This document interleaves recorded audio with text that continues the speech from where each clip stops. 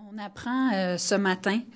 que ce n'est pas la ministre de la Justice et son ministère qui sont responsables donc de la mise en branle de tout le plan et des investissements qui ont été annoncés en décembre dernier pour faire face à la crise sans précédent des délais judiciaires en matière criminelle.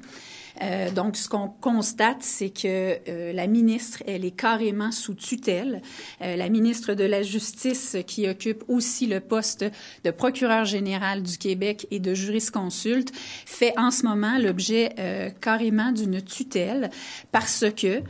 c'est un fonctionnaire extérieur au ministère de la Justice, un haut fonctionnaire qui a été dépêché au ministère, mais qui relève du conseil exécutif et donc du bureau du premier ministre,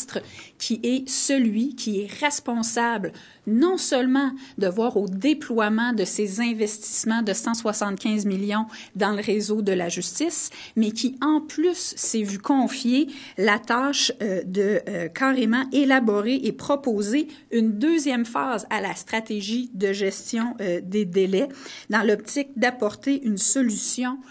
pérenne aux questions de délai dans le système judiciaire. Alors, vous imaginez la situation devant laquelle on est. Non seulement à l'automne dernier, on a laissé la crise, la ministre a laissé la crise s'envenimer et prendre une ampleur absolument sans précédent en n'apportant pas de réponse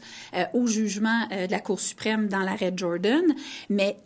ultimement, ce qu'on voit maintenant, c'est qu'on ne lui laisse même pas la responsabilité de déployer ce plan d'action. Alors, quand le ministre Bégin parle de tutelle, il a complètement raison. C'est une situation sans précédent de tutelle. Ça apparaît comme un désaveu total de la ministre de la Justice et le premier ministre doit nous dire aujourd'hui pourquoi avoir mis en place une telle tutelle et s'il a toujours confiance dans sa ministre de la Justice, parce que vous allez convenir avec moi que toutes les apparences pointent dans le sens